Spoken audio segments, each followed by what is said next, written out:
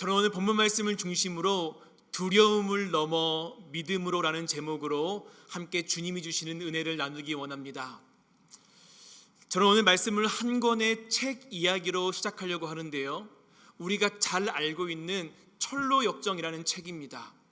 이 철로역정이라는 이야기에 나오는 주인공의 이름이 크리스천인데요, 이 크리스천은 어느 날 자신이 죄 가운데 살아가고 있으며 이대로는 멸망의 길로 갈 수밖에 없다는 것을 깨닫게 되면서 한 가지 결단을 하게 되는데, 그 결단이 무엇이냐면 나는 천국을 향해 가야 한다는 믿음의 결단을 하게 됩니다. 이 결단을 하고 그는 천국을 향하여 믿음으로 한 걸음 한 걸음 걸어가게 됩니다. 그러나 그의 여정은 결코 평탄하지 않았습니다. 왜냐하면 여러 위기 속에 무너질 것 같은 순간도 있었고, 위험한 길과 거짓된 유혹 속에서 끊임없이 흔들리는 위기가 찾아왔기 때문입니다. 천국을 향한 그의 길은 계속되는 두려움과 싸우는 여정이었죠. 그런데 이 이야기를 깊이 묵상하다 보면 한 가지 중요한 사실을 발견하게 되는데, 그것은 크리스천을 무너뜨리는 것은 환경이 아니라 그의 시선 때문이었다는 것을 우리는 발견하게 됩니다. 그가 문제 앞에서 하나님을 바라볼 때는 그 다음 스텝으로 한 걸음씩 나아갈 수 있었지만, 그의 시선이 두려움에 머무르는 순간에 그가 계속 흔들리고 있다는 것을 발견하게 됩니다. 사랑하는 성도 여러분, 이 이야기가 오늘 저와 여러분에게 주는 메시지는 분명합니다. 우리의 두려움은 환경이 문제가 아니라 바로 저와 여러분의 시선이라는 것이죠. 한번 생각해 보십시오. 우리가 문제 앞에, 우리가 상황 가운데 무너지는 이유는 상황이 크기 때문이 아니라 우리가 그 상황보다 크신 하나님을 온전히 바라보지 못하기 때문입니다. 결국 신앙의 싸움은 상황을 바꾸는 싸움이 아니라 우리의 시선을 바꾸는 싸움이 바로 신앙생활인 것입니다. 저는 말씀을 시작하면서 여러분에게 이 질문을 한번 드리고 싶습니다. 여러분은 지금 무엇을 보고 계십니까? 오늘 본문 말씀은 우리가 너무나 잘 알고 있는 장면이죠. 물 위를 걸어오시는 예수님, 또 그 예수님을 보면서 두려워하는 제자들, 그리고 물 위를 걷다가 두려워하여 물에 빠지는 베드로의 모습을 기록하고 있습니다. 예수님께서는 오병이어 기적을 행하신 후에 제자들을 먼저 배에 태워 갈릴리 바다 건너편으로 보내시죠. 그리고 예수님은 따로 기도하시기 위해 산으로 올라가십니다. 오늘 22절의 말씀을 보면 예수께서 즉시 제자들을 재촉하사 자기가 무리를 보내는 동안에 배를 타고 앞서 건너편으로 건너가게 하셨다고 기록합니다. 이 말씀을 보면 제자들은요, 자기 뜻대로 자기가 원했기 때문에 배를 탄 것이 아니지요. 예수님의 말씀에 순종하였기 때문에 배에 오른 것입니다. 그런데 놀라운 장면이 벌어지는데 24절은 이렇게 기록합니다. 바람이 거스름으로 물결로 말미암아 고난을 당하였다라고 기록하고 있습니다. 제자들은 예수님의 말씀에 순종하였으므로 배에 탔을 뿐인데 정말 놀라운 장면이 일어난 것이죠. 순종의 끝에 기다리고 있었던 것은 평안한 바다가 아니라 거센 풍랑이었습니다. 순종의 끝에 기다리고 있는 것은 잔잔함이 아니라 고난이었기 때문입니다. 사랑하는 성도 여러분, 우리도 인생을 살아가면서 이러한 경험을 할 때가 너무나 많이 있습니다. 말씀에 순종했는데 상황은 더 어려워지고, 기도하며 시작했는데 문제는 더 복잡해지고, 믿음으로 결단했는데 환경은 더 흔들릴 때가 우리 인생 가운데 너무나 많지요. 그때마다 우리는 이렇게 묻습니다. 하나님, 순종했는데 왜 풍랑입니까? 하나님, 기도했는데 왜 풍랑입니까? 하나님, 나는 믿음으로 살았는데 왜 내 인생은 잔잔한 바다가 아니라 풍랑입니까? 라고 물을 때가 너무나 많습니다.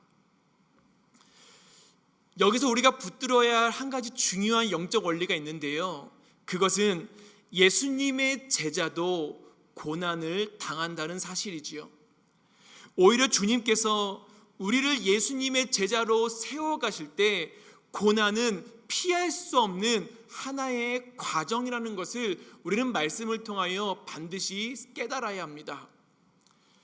여러분, 배의 선장도 출항하기 전에 바다의 날씨와 바람을 점검하고 출항을 하지만 예기치 못한 풍랑을 만날 때가 분명히 있습니다. 우리의 인생도 마찬가지죠. 우리가 아무리 계획하고 준비하고 살아가지만 그 모든 계산을 넘어서는 정말 예상할 수 없는 순간을 우리 인생 가운데 만나게 됩니다.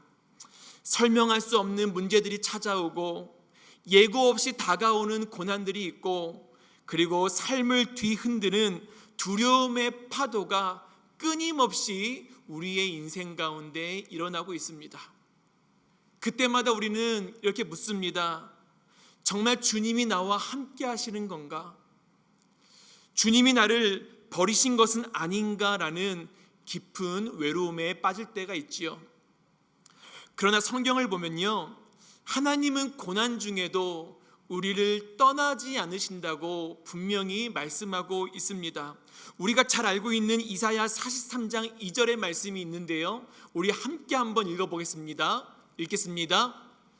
내가 물 가운데로 지날 때에 내가 너와 함께 할 것이라. 강을 건널 때에 물이 너를 침몰하지 못할 것이며 내가 불 가운데로 지날 때에 타지도 아니할 것이요 불꽃이 너를 사르지도 못한다라고 성경은 말씀하고 있습니다. 우리는 이 말씀을 읽을 때 어떤 말씀에 포커스를 맞추냐면요, 내가 너와 함께 할 것이다, 이 짧은 문장에만 포커스를 맞춥니다. 근데 말씀을 보면요, 무슨 말씀을 하고 있냐면 우리 인생 가운데는 물 가운데를 지날 때도 있고 불 가운데를 지날 때도 반드시 있다고 말씀합니다. 사랑하는 성도 여러분, 우리 인생에 그 시간이 반드시 필요하다면 하나님은 고난의 시간을 우리에게 허락하시지만 중요한 것은 오늘 이사야가 말씀하고 있는 것처럼 내가 너와 함께 할 것이다. 물 가운데 있을지라도 불 가운데 있을지라도 중요한 것은 그 자리에 하나님이 함께 하신다는 이 약속의 말씀을 우리가 붙들어야 한다는 것이죠. 그리고 그 고난은 우연이 아니라 하나님의 목적 안에, 하나님의 섭리 안에 있다는 것을 우리는 반드시 기억을 해야 합니다. 성경 시편 119편 67절 말씀을 보면요, 이렇게 기록합니다. 고난당하기 전에는 내가 그릇 행하였더니 이제는 주의 말씀을 지키나이다. 그 고난을 통하여 이제는 내가 주의 말씀을 지킨다고 고백하고 있는 것이죠. 사랑하는 성도 여러분, 하나님은 고난을 통해 우리를 징계하시기보다 고난을 통해 우리의 시선을 바꿔주시고 우리가 말씀 앞에 서게 하시고 결국 하나님께 더 가까이 이끄시기 위한 그 고난의 의미와 목적과 섭리가 그 풍랑 가운데에 담겨 있다고 성경은 말씀하고 있습니다. 그렇기에 고난은 우리를 무너뜨리기 위한 것이 아니라 우리의 믿음을 성숙하게 하는 가장 완벽한 하나님의 방법이 바로 풍랑이라는 것입니다. 우리가 고난의 의미를 모른다면 그 고난의 시간은 그저 힘든 시간, 어려운 시간, 실패하는 시간으로 지나가 버릴 것입니다. 그러나 고난의 의미를 알게 된다면 그 시간은 우리 인생 가운데 전혀 다른 시간이 됩니다. 하나님께서 고난을 통해 우리를 빚어주시고 믿음의 사람으로 만들어 가시는 하나님의 시간이 되는 것이죠.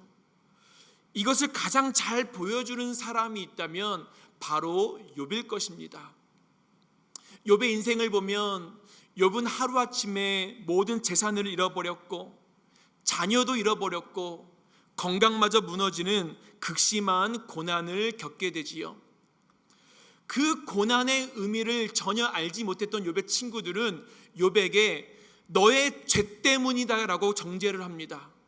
뿐만 아니라 욥의 아내까지도 차라리 하나님을 욕하고 죽으라며 원망하고 저주하게 되지요. 그러나 욥은 고난의 의미를 깨닫게 되면서 오늘 욥기 말씀 보면 이렇게 고백합니다. 내가 죽게 대하여 귀로 듣기만 하였사오나 이제는 눈으로 주를 뵌다고 고백하고 있는 것입니다. 그 고난의 의미를 모르는 친구들과 아내는 너의 죄 때문이다, 차라리 하나님을 욕하고 죽어라라고 정죄를 하지만 욥은 그 고난의 시간 가운데 하나님의 의미와 목적과 섭리를 통하여 하나님을 새롭게 만나게 되면서 내가 지금까지는 하나님을 귀로만 들었으나 이제는 눈으로 하나님을 봅니다는 믿음의 고백을 하게 되는 것이죠. 사랑하는 성도 여러분, 지금 저와 여러분의 인생 속에 찾아오는 풍랑과 거센 파도가 오늘 저와 여러분을 향한 하나님의 은혜의 시간임을 믿는다면 우리는 물 가운데서도 또한 불 가운데서도 언제나 신실하신 하나님을 바라보고 신뢰하며 순종하는 삶을 살아갈 때 우리도 욥의 고백처럼 귀로만 들었던 하나님을 눈으로 새롭게 바라보게 되는 은혜의 삶을 살아가게 될 줄 믿습니다. 지금 제자들의 상황을 보면 벨은 이미 육지에서 멀리 떨어져 있고요, 바람은 거세게 불고 있습니다.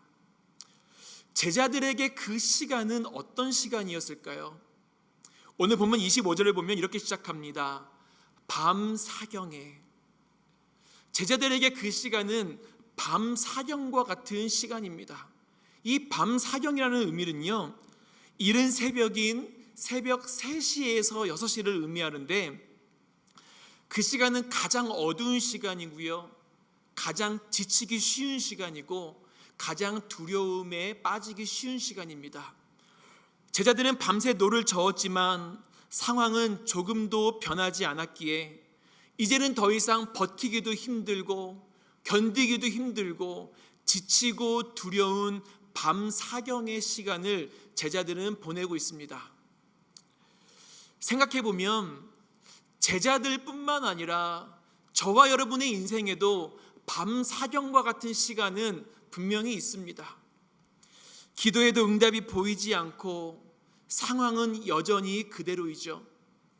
건강은 계속하여 나빠지고 신분의 문제와 경제적인 문제는 해결되지도 않고 그로 인하여 우리의 마음은 점점 지쳐가고 어려워지고 두려워지는 밤 사경과 같은 시간이 우리의 인생 가운데 찾아옵니다.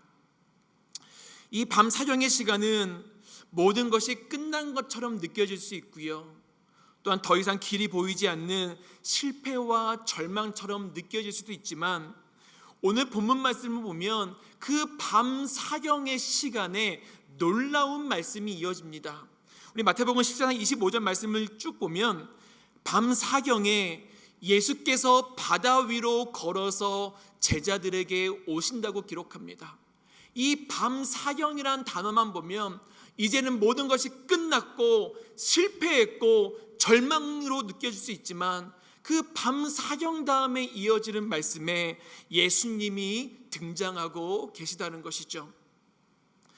저는 이 한 구절의 말씀을 묵상하는데 제 마음에 너무나 깊은 감동과 은혜가 찾아왔습니다. 왜냐하면 지금 예수님은 제자들이 두려움 가운데 부르짖고 있는 상황 가운데 걸어오신 것이 아니기 때문입니다. 예수님은 이미 제자들을 향해 걸어오고 계셨던 것이죠. 풍랑이 시작되기 전에도, 제자들이 지치기 전에도 이미 예수님은 제자들을 향하여 걸어오고 계셨던 것입니다. 사랑하는 성도 여러분, 이것이 정말 저와 여러분을 향한 놀라운 하나님의 은혜이죠. 우리가 기도하기 전에도, 우리가 깨닫기 전에도 하나님은 우리를 향해 먼저 걸어오고 계시다는 것입니다. 저와 여러분의 인생 가운데 하나님은 언제나 가장 가까이에서 함께 하고 계시다는 말씀이죠. 그런데 여기서 중요한 문제가 하나 발생합니다. 그것이 무엇이냐면 제자들은 바다 위로 걸어오고 계시는 예수님을 알아보지 못하였기에 말씀을 보면 그들이 두려워했고 무서워했다고 말씀합니다. 여러분, 의학 용어 가운데 터널 비전이라는 용어가 있습니다. 들어보신 분도 계실 텐데요. 이 용어는 시야가 좁아져서 한 가지 대상만 보이고 주변이 전혀 보이지 않는 상태, 그러니까 극도의 긴장과 두려움 속에서 우리의 시선이 제한되는 상태가 바로 터널 비전의 상태입니다. 오늘 말씀과 연결해서 보면 지금 제자들의 상태가 바로 이와 같습니다. 제자들은 지금 두려움이라는 영적 터널 버전에 사로잡혀 자기들을 향해 걸어오고 계시는 주님을 바라보지 못하는 것이죠. 거센 풍랑만 보이고 두려움만 커지고 문제만 계속 크게 보이고 있는 것입니다. 그러나 그때 예수님께서 제자들에게 이렇게 말씀하십니다. 안심하라, 나니 두려워 말라. 안심하라, 나니 두려워 말라. 그리고 베드로의 이야기가 이어지는데요. 예수님께서 베드로에게 물 위로 걸어오라고 말씀하시자 베드로는 용기를 내어 물 위로 그의 발을 내딛습니다. 그리고 한 걸음 한 걸음 앞에 계신, 내 눈앞에 계신 예수님을 향하여 나아가게 되죠. 정말 베드로의 위대한 믿음을 기록하고 있습니다. 그런데 그의 시선이 예수님에게서 바람으로 옮겨지는 순간 변화가 일어나지요. 어떤 변화냐면 두려움이 몰려오기 시작하고 결국 베드로는 그 두려움으로 인하여 바람을 보고 무서워 빠져간다고 성경은 기록하고 있습니다. 여기서 중요한 진리가 있습니다. 그것은 예수님을 바라볼 때, 우리가 예수님께 시선을 고정할 때 우리는 물 위를 걸을 수 있다는 것이죠. 그러나 상황을 바라볼 때 우리는 물에 빠진다는 것을 말씀합니다. 예수님을 바라보면 믿음이 우리를 붙들지만 상황을 바라보면 두려움이 우리의 믿음을 무너뜨린다는 것을 우리는 베드로를 통하여 볼 수 있는 것입니다. 그렇게 우리가 무너지는 이유는 문제가 크기 때문이 결코 아닙니다. 우리가 물에 빠지는 이유는 그 물이 너무나 깊기 때문도 아닌 것이죠. 우리의 영적 시야가 좁아졌기 때문입니다. 우리의 영적 터널 비전 속에서 가장 가까이 계신 주님을 바라보지 못하기 때문에 우리는 늘 상황만 바라보고 늘 풍랑만 바라보고 늘 문제만 바라보다 보니까 나도 모르게 조금씩 물에 빠져가는 것을 발견하게 되지요. 사랑하는 성도 여러분, 우리는 때때로 우리가 강하다고, 우리가 완벽하다고 착각하며 살아갑니다. 제자들 중에는요, 바다를 잘 아는 능숙한 어부들도 있었습니다. 파도와 바람을 읽는데 익숙한 사람들이죠. 바다에 대해서, 파도와 바람에 대해서는 강하다고 완벽하다고 자신할 수 있는 사람들이었지만 그럼에도 불구하고 그들도 결국 풍랑 앞에서는 두려워하는 모습을 보이고 있습니다. 그만큼 우리의 힘과 지식과 경험에는 한계가 있다는 것을 말씀하고 있는 것이죠.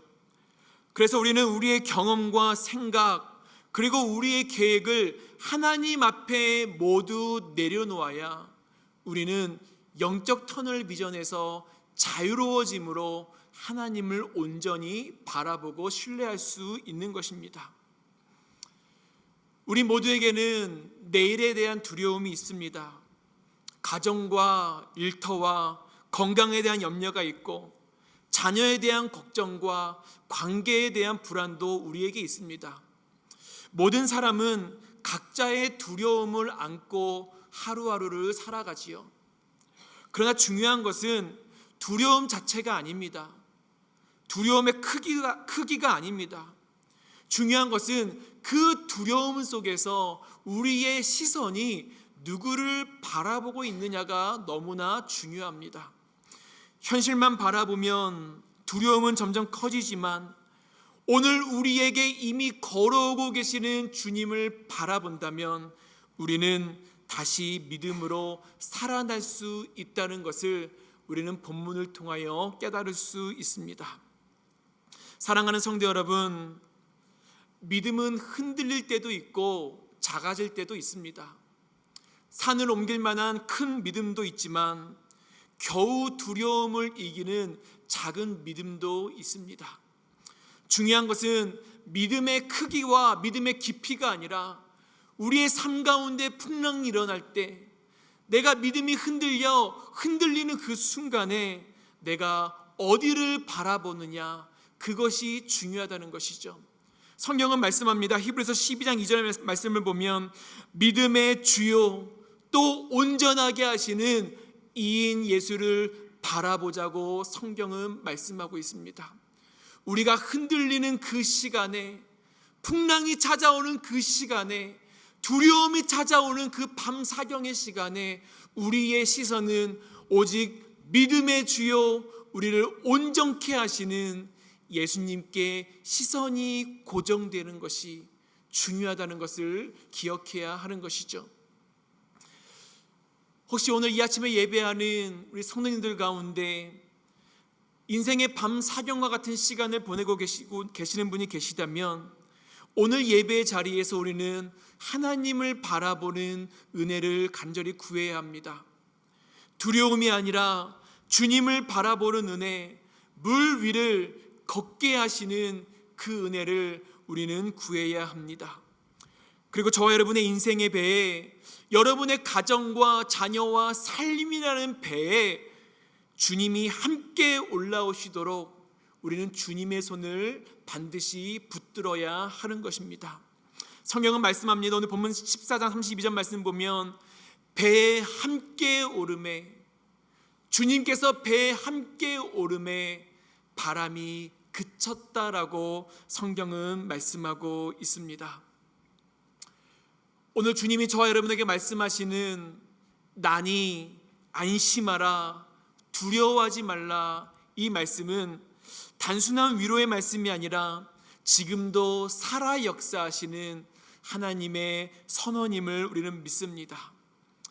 아무리 우리 인생에 거친 풍랑이 찾아온다 하여도 우리가 선포할 것은 우리 주님보다 큰 풍랑은 없다는 것을 우리는 계속하여 선포를 해야 하는 것입니다. 우리가 부르는 찬양의 고백처럼 지금 우리가 겪는 시험이 아무리 어렵고 힘겨워도 내가 믿는 주님보다는 크지 않다는 이 믿음의 고백을 날마다 선포하며 우리는 살아가야 하는 것이죠. 그 은혜가 있기에 우리는 지금까지도 여기까지 걸어왔고 앞으로도 우리는 그 은혜와 믿음이 있어야 우리는 인생을 살아갈 수 있는 것입니다. 주 안에서 사랑하는 사랑예배 선교교회 성도 여러분, 천국을 향해 걸어가는 길이 좁고 험한 길일지라도, 때로는 사망의 음침한 골짜기와 같은 길을 걸을지라도 우리가 두려워하지 않는 이유는 주께서 우리와 함께 하시기 때문임을 믿습니다. 우리에게 보이지 않아도, 우리가 느끼지 못해도 오늘 저와 여러분을 향한 하나님의 선하심과 인자하심의 은혜는 언제나 우리와 함께 가장 가까이에서 함께하고 계심을 믿습니다. 오늘 이 아침의 예배의 자리에도 이미 우리가 부르짖지 않아도 간절함으로 하나님 앞으로 나온 저와 여러분을 향하여 이미 주님께서는 걸어오고 계심을 우리는 믿습니다. 우리는 종종 이런 생각을 하지요. 고난이 끝나야 은혜라고 생각을 합니다. 우리 인생 가운데 일어나고 있는 풍랑이 사라져야 은혜라고 생각을 합니다. 그러나 진정한 은혜는 고난이 끝나고 풍랑이 사라지는 것이 아니라 그 고난과 풍랑 속에서 나와 함께 하시는 주님을 바라보는 것이 우리 인생 가운데 진정한 은혜임을 우리는 다시 한번 기억해야 합니다. 풍랑이 사라지는 것이 은혜가 아닙니다. 풍랑 가운데서 주님을 만나는 것이 은혜이고, 그 풍랑 가운데 주님과 함께 물 위를 걷는 것이 은혜이고, 그리고 주님과 함께 다시 배에 오르는 것이 진정한 은혜임을 오늘 성경은 말씀하고 있습니다. 우리가 풍랑을 만날 때, 고난 가운데 있을 때 순종했는데 왜 풍랑입니까? 믿음으로 살았는데 왜 풍랑입니까? 이러한 원망과 부르짖음이 아니라 이제 우리의 고백은 이러한 고백이 되어야 합니다. 순종했기에 풍랑을 만나는 것이고, 기도했기에 풍랑을 만나는 것이고, 믿음으로 살기에 우리가 풍랑을 만난다는 것에 우리는 오늘도 감사하며 그 은혜를 고백하며 살아가야 하는 것이죠. 사랑하는 성도 여러분, 제가 말씀을 시작하면서 여러분께 이 질문을 드렸습니다. 여러분은 지금 무엇을 바라보고 계십니까? 말씀을 마치면서 다시 한번 이 질문을 여러분께 드리겠습니다. 여러분은 지금 무엇을 보고 계십니까? 말씀의 결론을 이렇게 맺습니다. 철로 역정의 인생을 살아가는 우리에게도 예기치 못한 풍랑과 고난이 찾아올 수 있습니다. 내가 원하지 않더라도 물 가운데를 지나야 하는 시간이 있고, 불 가운데로 지나야 하는 시간이 찾아올 수 있습니다. 그때 우리의 시선을 붙잡는 것은 더 이상 두려움이 아니라 오늘 저와 여러분을 향하여 물 위를 걸어오시는 주님께 우리의 시선을 붙들어야 할 것입니다. 이 약속의 말씀을 붙들고 살아가야 우리는 두려움을 넘어 믿음으로 살아갈 수 있습니다. 이 약속의 말씀을 붙들고 살아가야 우리는 우리 인생 가운데 회복을 넘어 부흥케 하시는 하나님의 은혜를 경험하며 살아갈 수 있습니다. 그리고 이 말씀을 붙들 때 우리는 날마다 믿음으로 승리하는 삶을 살아갈 수 있습니다.